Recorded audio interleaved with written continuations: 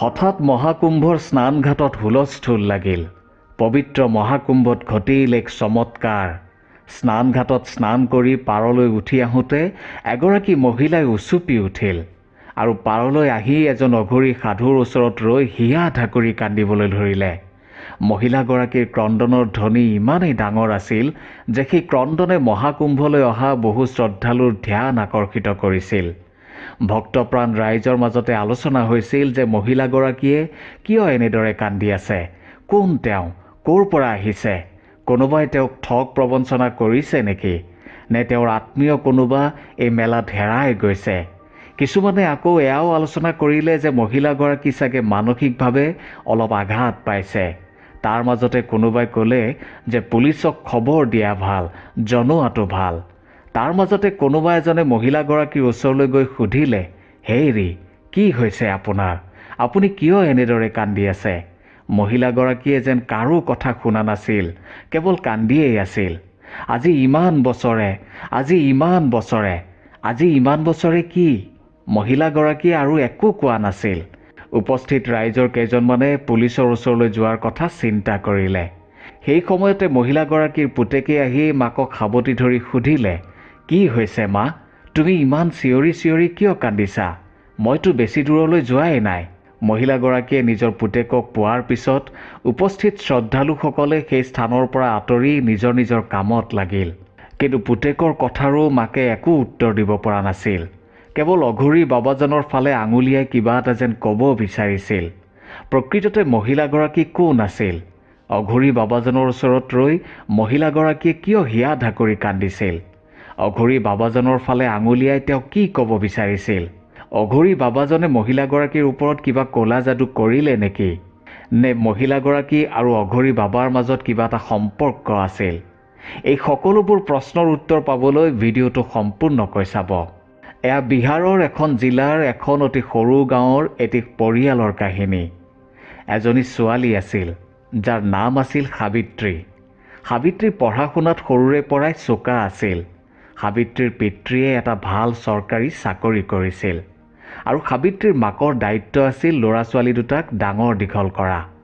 সাবিত্ৰী যিহেতু পঢ়া শুনাত চোকা আছিল, সেয়েহে মাক দেউতাকে তাইক লৈ ডাঙৰ সপোন দেখিছিল যে তাই ভালকৈ পঢ়া শুনা কৰি এগৰাকী ভাল চৰকাৰী বিষয়া হ'ব। আনফালে সাবিত্ৰীৰ ভায়েক ৰতনে কিবাকৈ 10ম শ্ৰেণী উত্তীৰ্ণ হৈছিল। সেয়েহে দেউতাকে তাক ব্যৱসায়ত লগাইছিল। ঘৰতে এখন গেলামালৰ দোকান খুলি দিছিল। সাবিত্ৰীয়ে খুব সুন্দৰকৈ 10ম শ্ৰেণী উত্তীৰ্ণ হৈছিল। তাৰ পিছত তাই দ্বাদশ শ্ৰেণীটো জিলাৰ ভিতৰতে সৰ্বোচ্চ নম্বৰ লৈ উত্তীৰ্ণ হৈছিল। সেয়েহে দেউতাকে তাইক উচ্চ শিক্ষাৰ বাবে অৰ্থাৎ গ্ৰেজুৱেশ্যন কৰাৰ বাবে চহৰলৈ পঠিয়াই দিছিল। পাটনা চহৰতে সাবিত্ৰীয়ে এখন ভাল কলেজত নাম ভৰ্তি কৰিলে। একেখন কলেজতে অন্য এখন গাঁৱৰ ৰুদ্ৰ নামৰ ল'ৰা এজনেও নাম ভৰ্তি কৰিছিল। ৰুদ্ৰৰ ঘৰৰ আৰ্থিক অৱস্থা ইমান টনকিয়াল নাছিল, কাৰণ তাৰ দেউতাকে দিন হাজিৰা কৰিহে কিবাকৈ ঘৰখন চলাইছিল। ৰুদ্ৰৰ ঘৰত দেউতাকৰ লগতে এজনী ভনীয়েক আছিল, যি জন্মৰ পৰাই অন্ধ। তাইক চোৱা চিতাৰ দায়িত্বও আছিল ৰুদ্ৰৰ দেউতাকৰ। সেয়েহে কলেজৰ পঢ়া পাতিৰ লগতে ৰুদ্ৰই চহৰৰে এখন হোটেলত পাৰ্ট টাইম কাম কৰিছিল, যাতে সি পঢ়া পাতি আৰু নিজৰ খৰচৰ লগতে ঘৰলৈও দুই পইচা পঠিয়াব পাৰে। কাৰণ অন্ধ ভনীয়েকক চোৱা চিতা কৰিব লাগে বাবে ৰুদ্ৰৰ দেউতাক সদায় কামলৈ যাব নোৱাৰে। কলেজত সাবিত্ৰী আৰু ৰুদ্ৰ দুয়ো ইজন সিজনৰ ভাল বন্ধু হৈ পৰিছিল। লাহে লাহে সেই বন্ধুত্বই প্ৰেমৰ ৰূপ লৈছিল। সকলো ঠিকে ঠাকেই চলি আছিল। এদিন হোষ্টেলৰ পৰা কলেজলৈ গৈ থাকোঁতে সাবিত্ৰী এক দুৰ্ঘটনাত পতিত হ'ল, যাৰ বাবে ৰুদ্ৰই তাইক চিকিৎসালয়ত ভৰ্তি কৰালে। আনফালে ৰুদ্ৰই সাবিত্ৰীৰ দেউতাককো ফোন কৰি খবৰটো জনালে। খবৰটো পাই সাবিত্ৰীৰ মাক আৰু দেউতাক উধাটো খাই চিকিৎসালয় পালেহি। প্ৰায় 7 দিনমান থকাৰ পিছত সাবিত্ৰী আংশিকভাৱে সুস্থ হৈ উঠিল। তেতিয়া দেউতাকে সাবিত্ৰীক ঘৰলৈ লৈ গ'ল। সাবিত্ৰীক ঘৰলৈ যোৱাৰ পিছত ৰুদ্ৰৰো কলেজত মন নবহা হ'ল। হোটেলৰ কামটো সি ফুল টাইম কৰিব ল'লে, কাৰণ সিটো চহৰত এটা ভাড়াঘৰ লৈহে আছে। সি এই সকলো কথা সাবিত্ৰীকো জনালে। সাবিত্ৰীয়ে কিন্তু তাক পঢ়া পাতি এৰি কামত ধৰিবলৈ মানা কৰিছিল, কাৰণ তাইৰো ইচ্ছা আছিল যে ৰুদ্ৰই ভালকৈ গ্ৰেজুৱেশ্যনটো কমপ্লিট কৰি ভাল চাকৰি এটা কৰক। কিন্তু ৰুদ্ৰৰ ঘৰৰ আৰ্থিক অৱস্থাই তাক আৰু পঢ়িবলৈ উৎসাহ নিদিলে। এনেদৰে দিন পাৰ হ'ল। এদিন সাবিত্ৰীৰ দেউতাকে সাবিত্ৰীৰ মাকক ক'লে, হেৰা শুনিছানে? অঁ শুনিছোঁ, কওকচোন। মই আমাৰ মাজনীৰ বিয়াৰ কথা ভাবিছোঁ। মাজনীৰ বিয়াৰ কথা? কিন্তু তাইৰতো পঢ়াখিনি শেষেই হোৱা নাই দেখোন। হ'ব, বিয়া হ'লেও তাই পঢ়িব পাৰিব। মই চব কথা পাতি আহিছোঁ। অঁ, মানে আপুনি ল'ৰা চৰা চাই কথা বতৰা পাতিহে আমাক জনাইছে? নাই অ', তেনেকুৱা নহয়। ভাল ল'ৰা এজনৰ খবৰ পালোঁ আৰু ল'ৰাজনৰ দেউতাকে নিজেই মোক লগ কৰি খবৰটো দিলে আৰু সকলো কথা পাতিলে। ল'ৰাজন কোননো? তেতিয়া দেউতাকে ক'লে, মই নামটো ক'লে তুমি চিনি পাবাই আৰু তুমিও একো আপত্তি নকৰা, মই জানো। কোননো বাৰু কওকচোন? মোৰ বন্ধু মদনৰ পুতেক পংকজ। সিহঁতৰ ঘৰখন কেনেকুৱা তুমিতো জানাই। অঁ হয় নেকি? এয়া দেখোন অতি ভাল খবৰ। সেয়েহে মই ভাবিছোঁ মাজনী ভালকৈ সুস্থ হৈ লওক, অহা জানুৱাৰী মানত তাইৰ বিয়াখন পাতিব লাগিব। মাক দেউতাকে এইদৰে আলোচনা কৰি কথাটো সাবিত্ৰীক জনালে। তেতিয়া সাবিত্ৰীয়ে ক'লে, মা দেউতা, মই দেখোন ভালকৈ সুস্থ হৈ উঠাই নাই। তেতিয়া মাকে ক'লে, মাজনী, ডক্তৰে কৈছে নহয় তই আৰু 2 মাহমানৰ ভিতৰতে সুস্থ হৈ উঠিবি। কিন্তু মা, মোৰ পঢ়া পাতি আৰু কি মাজনী? দেউতাকে সুধিলে। নাই মানে, বাৰু পিছত ক'ম। নাই নালাগে, এতিয়াই কোৱাচোন। দেউতা, মোক ভাবিবলৈ অলপ সময় দিয়া। মই কালিলৈ তোমালোকক জনাম। তেতিয়া দেউতাকে ক'লে, অঁ তাৰমানে তুমি কাৰোবাক পচন্দ কৰি থৈছা নেকি? বাৰু ঠিক আছে, তুমি আমাক জনাবা। দেউতাক আৰু মাক কোঠাটোৰ পৰা আঁতৰ হোৱাৰ লগে লগে সাবিত্ৰীয়ে ৰুদ্ৰক সকলো কথা ক'লে আৰু ৰুদ্ৰক বিয়াৰ বাবে সাজু হ'বলৈ ক'লে। পিছদিনা সাবিত্ৰীয়ে মাক দেউতাকক ৰুদ্ৰৰ কথা ক'লে। তেতিয়া দেউতাকে খং কৰি ক'লে, নাই নাই মাজনী, মই তেনেকুৱা ল'ৰা এটাৰ লগত তোমাক বিয়া দিব নোৱাৰোঁ, যাৰ নিজৰ ঘৰৰে অৱস্থা নাই। সি তোমাক কেনেকৈ ভাল অৱস্থাত ৰাখিব? নাই দেউতা, সি বহুত ভাল ল'ৰা। মোৰ বিশ্বাস আছে সি মোক বহুত ভালকৈ ৰাখিব। আৰু আজি যে মই তোমালোকৰ সন্মুখত আছোঁ একমাত্ৰ তাৰ কাৰণেহে আছোঁ। হস্পিটেলত তোমালোক গৈ পোৱাৰ আগতে সিহে সকলো কাম কৰিছে, আনকি সিয়েই মোক ব্লাড দিছে। গতিকে তাৰ ওচৰত মই যাবই লাগিব দেউতা। উপায়হীন হৈ দেউতাকে অৱশেষত ক'লে, ঠিক আছে, তেনে তুমি তাক এদিন আমাৰ ঘৰলৈ মাতা, আমিও তাৰ লগত কথা পাতোঁ। দেউতাকৰ কথামতে সাবিত্ৰীয়ে ৰুদ্ৰক ঘৰলৈ মাতিলে আৰু 2 দিন পিছতে ৰুদ্ৰই আহি সাবিত্ৰীহঁতৰ ঘৰত উপস্থিত হ'ল। সাবিত্ৰীৰ লগতে মাক দেউতাকেও ৰুদ্ৰৰ লগত কথা বতৰা পাতিলে। ৰুদ্ৰ যোৱাৰ পিছত দেউতাকে সাবিত্ৰীক ক'লে, ল'ৰাজন ভালেই, কিন্তু তুমি কেনেকৈ সুখী হ'বা সেয়া তোমাৰ ওপৰতহে কথা। আনফালে ৰুদ্ৰয়ো ঘৰত দেউতাকক কথাটো জনালে। 3 মাহমান যোৱাৰ পিছত সাবিত্ৰী সম্পূৰ্ণ সুস্থ হৈ উঠাত সাবিত্ৰীৰ দেউতাকে ধুমধামেৰে ৰুদ্ৰ আৰু সাবিত্ৰীৰ বিয়া পাতিলে। দেউতাকে সাবিত্ৰীৰ লগত সেই সকলো বস্তু দিলে যিবোৰ বস্তু ৰুদ্ৰৰ ঘৰত নাছিল। টিভি, ফ্ৰিজ, ৱাশ্বিং মেচিন, সোফা ছেটটো আছেই। মুঠতে সাবিত্ৰীয়ে যাতে অলপো অসুবিধা নাপায়। বিয়াৰ পিছতে ৰুদ্ৰয়ো হোটেলখনৰ মেনেজাৰ পোষ্টলৈ প্ৰমোশ্যন পালে। হোটেলৰ মালিকে তাৰ কামত ভাল পাই তাক মেনেজাৰ হিচাপে কাম কৰিবলৈ দিলে। এতিয়া ৰুদ্ৰ থাকে চহৰত আৰু সাবিত্ৰী থাকে ৰুদ্ৰৰ গাঁৱৰ ঘৰত। সেয়েহে ৰুদ্ৰ প্ৰায় সপ্তাহে সপ্তাহে ঘৰলৈ আহে। এনেকৈ চলি আছিল। 2 মাহমান যোৱাৰ পিছত এদিন সাবিত্ৰীয়ে ৰুদ্ৰক ক'লে, ৰুদ্ৰ, মই কথা এটা ভাবিছোঁ। তেতিয়া ৰুদ্ৰই ক'লে, কি কথা? মানে এতিয়াৰে পৰা ময়ো তোমাৰ লগতে চহৰৰ ভাড়াঘৰটোত থাকিম। কিন্তু সাবিত্ৰী, মোৰ ভণ্টিৰ কথাটো তুমি জানাই। তাই এই সুন্দৰ পৃথিৱীখন অনুভৱহে কৰিব পাৰে, চাব নোৱাৰে। তাতে কি হ'ল? দেউতা দেখোন তাইৰ লগত আছেই। দেউতাইনো তাইক কিমান চাব পাৰিব? তুমি আছা বাবেহে দেউতাই সাহস পাই আছে। কাৰণ এতিয়া দেউতাৰো বয়স হৈছে, তাতেই অসুখীয়া। তাৰমানে তুমি মোক তোমাৰ দেউতা আৰু ভণ্টিক চোৱা চিতা কৰিবলৈহে বিয়া পাতিছা নেকি? তেনেকৈ কিয় কৈছা সাবিত্ৰী? মইনো তোমাক তেনেকৈ কেতিয়া ক'লোঁ? শুনা, মই কথা এটা ভাবিছোঁ। দেউতা আৰু ভণ্টিক চোৱা চিতা কৰিবলৈ এজনী কাম কৰা ছোৱালী ৰাখিম। তেতিয়াতো হ'ব। ছোৱালীজনী জানো আমাৰ ঘৰত এনেই থাকিব? তাইক দৰমহা মই ক'ৰ পৰা দিম? সেইবোৰ তুমি চিন্তা কৰিব নালাগে। মোৰ দেউতা আছে নহয়। নাই নাই, তোমাৰ দেউতাৰাই আমাৰ বাবে বহুত কৰিছে। এতিয়া আৰু তেওঁৰ পৰা মই একো ল'ব নিবিচাৰোঁ। তেতিয়া সাবিত্ৰীয়ে ক'লে, ঠিক আছে, তুমি ল'ব নালাগে, কিন্তু মইতো ল'ব পাৰোঁ। নাই নাই, তুমিও আৰু একো নিবিচাৰিবা। তেন্তে তুমি যি কৰা কৰা। মুঠতে মই আৰু এইখন ঘৰত নাথাকোঁ। মই তোমাৰ লগত চহৰতেই থাকিম। তুমিয়েই কোৱাচোন, তোমাৰ জানো মোৰ লগত সদায় থাকিবলৈ মন নাযায়? মন যায় অ' সাবিত্ৰী, কিন্তু মোৰ ভণ্টি আৰু দেউতাক এৰি মই কেনেকৈ থাকোঁ? তেতিয়া সাবিত্ৰীয়ে অসন্তুষ্ট হৈ ক'লে, মোৰ দেউতাইতো মোৰ বাবে সকলো কৰি দিছে। এতিয়া তুমিওতো কিবা এটা কৰা মোৰ বাবে। ৰুদ্ৰ এতিয়া মহা চিন্তাত পৰিল।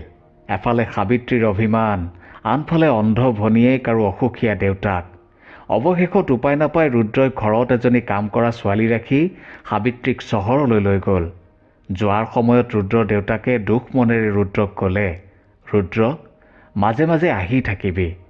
সেই সময়তে ভনীয়েকেও ৰুদ্ৰৰ হাতত ধৰি উচুপি উচুপি ক'লে, দাদা, মই তহঁতৰ বাবে বোজা হৈ পৰিছোঁ ন? দাদা, চহৰলৈ গৈ আমাক পাহৰি নাযাবি দেই। এনেদৰে দিন পাৰ হ'ল।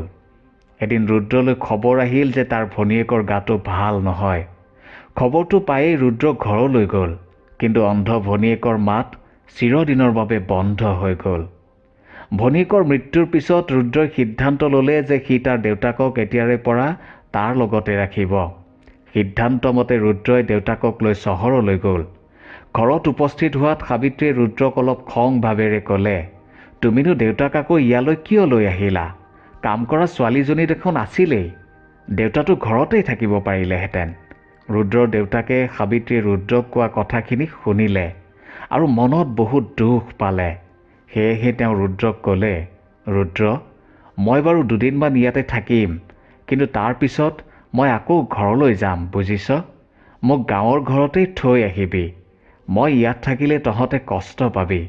দেউতাকৰ কথা শুনি ৰুদ্ৰয়ো চকু পানী ৰখাব নোৱাৰিলে আৰু দেউতাকক সাবতি ধৰি ক'লে, নাই দেউতা, যিমানেই যি নহওক, মই তোমাক কেতিয়াও অকলে থাকিবলৈ নিদিওঁ। পিছদিনা হোটেলত নিজৰ কেবিনত উপস্থিত হৈ ৰুদ্ৰই সাবিত্ৰীক লগ পোৱাৰে পৰা তাৰ ভনীয়েকৰ মৃত্যুলৈ সকলো কথা এবাৰ ভাবি চালে। ক'ত ভুল কৰিলোঁ? কি ভুল কৰিলোঁ? কোনখিনিত ভুল হৈ গ'ল? মইতো সাবিত্ৰীক বহুত ভাল পাইছিলোঁ আৰু এতিয়াও পাওঁ, আৰু তাইওতো মোক ভাল পাইছিল। এতিয়া কি হৈছে এইবোৰ? মইতো তাইক কেতিয়াও অশান্তি দিয়া নাই।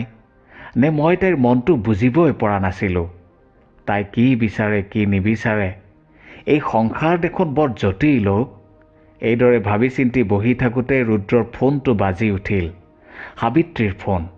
দেউতাৰ গাটো খুবেই বেয়া হৈছে, তুমি সোনকালে আহা, হস্পিটেললৈ লৈ যাব লাগিব। ৰুদ্ৰই হোটেলৰ মালিকক কথাটো জনালে আৰু মালিকৰ গাড়ীখন লৈ ঘৰত উপস্থিত হ'ল। ৰুদ্ৰই অলপো দেৰি নকৰি লগে লগে দেউতাকক হস্পিটেললৈ লৈ গ'ল। ইমাৰ্জেঞ্চিত দেউতাকক ভৰ্তি কৰা হ'ল। সকলো চাই চিতি পৰীক্ষা নিৰীক্ষা কৰি ডক্টৰে ৰুদ্ৰক ভিতৰলৈ মাতি নি ক'লে, ছৰি, আপোনাৰ দেউতা আৰু নাই। মুহূৰ্তৰ ভিতৰতে ৰুদ্ৰৰ মূৰত যেন সৰহ ভাগি পৰিল। বহু কথা তাৰ মনলৈ আহিল, কিন্তু সি যেন ক'ব পৰা নাছিল। সাবিত্ৰীয়ে ৰুদ্ৰক সান্তনা দিবলৈ যত্ন কৰিছিল, কিন্তু তাৰ যেন নিজৰ ওপৰতে ধিক্কাৰ জন্মিছিল। দেউতাকৰ মৃত্যুৰ পিছত লাহে লাহে ৰুদ্ৰৰ কোনো কাম কাজত মন নবহা হ'ল। ৰুদ্ৰৰ এনে অৱস্থা দেখি সাবিত্ৰীয়ে এদিন তাক সুধিলে, ৰুদ্ৰ, তোমাৰ কি হৈছে? নাই নাই, একো হোৱা নাই, সকলো ঠিকেইতো আছে। নাই, তোমাৰ নিশ্চয় কিবা এটা হৈছে। তুমি আজিকালি কথাবোৰ পাহৰি যোৱা হৈছা। সেইদিনা হোটেলৰ মালিকে মোলৈ ফোন কৰিও তোমাৰ কথা কৈছে। তুমি হেনো আজিকালি ভালকৈ কাম নকৰা। তুমি এনেকুৱা কৰিলে আমাৰ সপোনবোৰ কি হ'ব ৰুদ্ৰ? কলেজত পঢ়ি থাকোঁতে আমি দুয়ো যি সপোন দেখিছিলোঁ, সেইবোৰ কেনেকৈ পূৰণ কৰিম? তোমাৰ মনত আছেনে যে আমি দুয়ো সপোন দেখিছিলোঁ যে আমাৰ এখন ঘৰ হ'ব, এখন সুখৰ সংসাৰ হ'ব? তেতিয়া ৰুদ্ৰই ক'লে, নাই সাবিত্ৰী, তুমি মিছাতেই তেনেকৈ ভাবিছা। মোৰ একো হোৱা নাই। নহয়, মই এইকেইদিন লক্ষ্য কৰিছোঁ যে দেউতা ঢুকোৱাৰ পিছৰে পৰা তুমি ঘৰৰে হওক বা তোমাৰ অফিচৰে হওক কোনো কামতে গুৰুত্ব নিদিয়া হৈছা। নাই, তেনেকুৱা নহয়। দেউতাৰ মৃত্যুৱে মোক মানসিকভাৱে অলপ দুৰ্বল কৰি তুলিছে সঁচা, কাৰণ মই মোৰ মাক সৰুতেই হেৰুৱাইছোঁ। দেউতাই মোৰ মা হিচাপেও কাম কৰিছিল। সেয়েহে দেউতাৰ স্মৃতিবোৰ মনৰ পৰা আঁতৰাব পৰা নাই। আনফালে ভণ্টি, যাক মই আটাইতকৈ বেছি ভাল পাইছিলোঁ, খুব সোনকালে দুয়োজনে মোক এৰি থৈ গুচি গ'ল। তেতিয়া সাবিত্ৰীয়ে ক'লে, তুমি এতিয়া মুক্ত ৰুদ্ৰ। সাবিত্ৰীৰ এই কথা শুনি ৰুদ্ৰৰ খং উঠিল আৰু ক'লে, তুমি এয়া কি কৈছা সাবিত্ৰী? সাবিত্ৰীয়ে ৰুদ্ৰৰ খং উঠা দেখি ভয় খালে আৰু ক'লে, নাই মানে মই। ৰুদ্ৰই খং কৰি ঘৰৰ পৰা গুচি গ'ল। বহু সময় উভতি নহাত সাবিত্ৰীয়ে ফোন কৰিলে। ৰুদ্ৰই ফোনটো উঠাই ক'লে, তুমি মোলৈ ৰৈ থাকিব নালাগে, ভাত পানী খাই সোনকালে শুই থাকা, ময়ো গৈ আছোঁ বাৰু। সেইদিনা ৰুদ্ৰই প্ৰথমবাৰৰ বাবে মদ খাইছিল আৰু দেৰিকৈ ঘৰ সোমাইছিল। সাবিত্ৰীয়ে ৰুদ্ৰক ক'লে, ৰুদ্ৰ, তোমাৰ দেৰি হোৱা বাবে মই খালোঁ। টেবুলতে তোমাৰ বাবে ভাত সাজি থোৱা আছে, তুমি খাই ল'বা। মই শুবলৈ যাওঁ আৰু তুমিও সোনকালে আহা। তেতিয়া ৰুদ্ৰই ক'লে, ঠিক আছে, তুমি যোৱা, মই গৈ আছোঁ। এই বুলি কৈ ৰুদ্ৰই ভাত সাজি ৰখা টেবুলখনতে বহিলে যদিও ভাত পানী একো নাখালে। পিছদিনা ৰুদ্ৰই সাবিত্ৰী শুই উঠাৰ আগতে ঘৰৰ পৰা ওলাই গ'ল আৰু এখন কাগজত লিখি থৈ গ'ল যে মোক আৰু বিচাৰি নাহিবা, কাৰণ মোক আৰু তুমি কেতিয়াও বিচাৰি নাপাবা। ৰাতিপুৱা শুই উঠি সাবিত্ৰীয়ে ৰুদ্ৰক মাত লগালে, ৰুদ্ৰ, ৰুদ্ৰ। বহুবাৰ মতাৰ পিছতো ৰুদ্ৰৰ মাত নুশুনাত সাবিত্ৰীয়ে ঘৰটোৰ ইফালে সিফালে অন্য কোঠা দুটাতো চালে, কিন্তু ৰুদ্ৰক ক'তো বিচাৰি নাপালে। শেষত ফোনটো উলিয়াই ৰুদ্ৰলৈ ফোন কৰিলে। ফোনটো ৰিং হৈ আছে, কিন্তু ৰুদ্ৰই ফোনটো ৰিচিভ কৰা নাই। বাৰে বাৰে ফোনটো কৰাৰ পিছত সাবিত্ৰীয়ে দেখিলে যে ৰুদ্ৰৰ ফোনটো ডাইনিং টেবুলৰ ওপৰতেই আছে আৰু লগতে এখন চিঠি। চিঠিখন পঢ়ি সাবিত্ৰীৰ ভৰিৰ তলৰ মাটি যেন খহি পৰিল। সাবিত্ৰীয়ে হিয়া ঢাকুৰি কান্দিবলৈ ধৰিলে। কান্দোন শুনি ওচৰ পাজৰৰ মানুহ আহি ৰুদ্ৰৰ ভাড়াঘৰত উপস্থিত হ'ল। সাবিত্ৰীৰ মুখৰ পৰা সকলো কথা গম পালে। তেতিয়া এজনে পুলিচত খবৰ দিবলৈ কোৱাত সাবিত্ৰীয়ে তাকেই কৰিলে আৰু সাবিত্ৰীয়ে তাইৰ মাক দেউতাককো খবৰ দিলে। সাবিত্ৰীৰ দেউতাকে আহি তাইক ঘৰলৈ লৈ গ'ল, কাৰণ সাবিত্ৰী তেতিয়া গৰ্ভৱতী আছিল। পুলিচে চহৰৰ চুকে কোণে ৰুদ্ৰক বিচাৰি চলাথ কৰিলে, কিন্তু ক'তো বিচাৰি নাপালে। সাবিত্ৰীৰ মাক দেউতাক আৰু ভায়েকেও নিজৰ ফালৰ পৰা ৰুদ্ৰক বিচাৰি উলিয়াবলৈ যথেষ্ট চেষ্টা কৰিলে, কিন্তু সফল নহ'ল। সাবিত্ৰী ৰুদ্ৰ ঘূৰি আহিব বুলি বাট চাই ৰৈ থাকিল। কিছুদিন যোৱাৰ পিছত সাবিত্ৰীয়ে এটা পুত্ৰ সন্তানৰ জন্ম দিলে। লাহে লাহে ল'ৰাও ডাঙৰ হৈ আহিল। সাবিত্ৰীৰ মাক দেউতাকে তাইক পুনৰ বিয়াত বহাৰ কথা কৈছিল, কিন্তু তাই সন্মতি নিদিলে। তাই আত্মমন্থন কৰি বুজিলে যে তাই ৰুদ্ৰৰ লগত বহুত বেয়া কৰিছে। ৰুদ্ৰক তাই ভালদৰে বুজিবই নোৱাৰিলে। সেয়েহে তাই ৰুদ্ৰ ঘূৰি নহালৈকে অপেক্ষা কৰাৰ সিদ্ধান্ত ল'লে। ৰুদ্ৰলৈ ৰৈ ৰৈ এনেদৰে 12টা বছৰ পাৰ হ'ল। ৰুদ্ৰ এতিয়াও ঘূৰি অহা নাই। তেতিয়া গাঁৱৰ মানুহে সাবিত্ৰীৰ দেউতাকক ক'লে যে 12 বছৰ ধৰি যদি কোনো মানুহ নিৰুদ্দেশ হৈ থাকে, তেন্তে তেওঁক স্বৰ্গগামী হোৱা বুলি ধৰি তেওঁৰ নামত সকলো ক্ৰিয়াকৰ্ম কৰিব পাৰি। দেউতাকে সাবিত্ৰীক সন্মত কৰাব নোৱাৰিলে। সময়ৰ লগে লগে সাবিত্ৰীৰ মাক দেউতাকৰো মৃত্যু হ'ল। এতিয়া সাবিত্ৰীৰ ভায়েকে তাইৰ চোৱা চিতাৰ দায়িত্ব লৈছে। সাবিত্ৰীয়েও ঘৰতে টিউচন আদি কৰি 2 পইচা ইনকাম কৰিবলৈ লৈছে। সাবিত্ৰীৰ ল'ৰাটো এতিয়া 23 বছৰীয়া এজন যুৱক। ৰুদ্ৰ নিৰুদ্দেশ হোৱা 25 বছৰ হ'ল।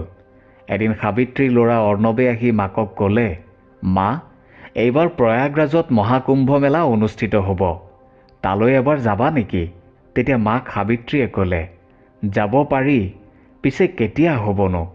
তেতিয়া অৰ্ণৱে ক'লে, জানুৱাৰী মাহতে আৰম্ভ হ'ব আৰু ফেব্ৰুৱাৰীত শেষ হ'ব। ঠিক আছে, তুমি সকলো যা যোগাৰ কৰিবা, আমি এইবাৰ যাম। হয় মা, এইবাৰ মহাকুম্ভ মেলা হেনো 144 বছৰৰ পিছত হৈছে। সেয়েহে এইবাৰৰ মহাকুম্ভ মেলা অতি বিশেষ। অৰ্ণৱৰ কথা শুনি সাবিত্ৰীয়ে মনতে ভগৱান মহাদেৱক প্ৰাৰ্থনা জনালে।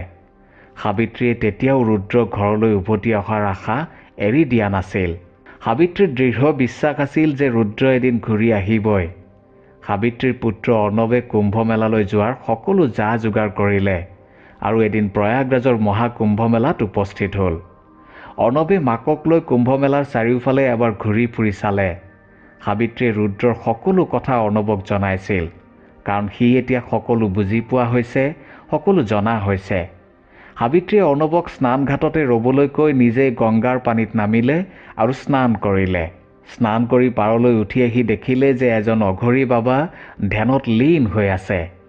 অঘৰী বাবাজনৰ ওচৰলৈ আহি সাবিত্ৰীয়ে হিয়া ঢাকুৰি কান্দিবলৈ ধৰিলে। সাবিত্ৰীৰ কান্দোন শুনি ধ্যানত বহি থকা অঘৰী বাবাজনে চকু মেলি চালে আৰু দেখিলে যে সেয়া সাবিত্ৰী।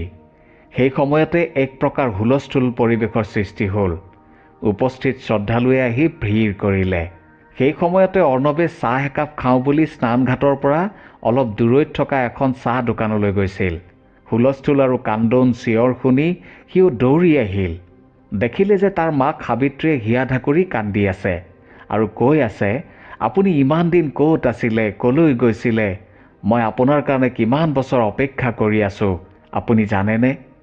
মাকৰ এই কথাবোৰ শুনি অৰ্ণৱে বুজিব পাৰিছিল যে মাকে অঘৰীজনক তাৰ দেউতাক বুলি ভাবিছে। অৰ্ণৱে মাকক সুধিলে, মা, তুমি এয়া কি কৈছা? এজন অঘৰী সাধুহে, মোৰ দেউতা নহয়।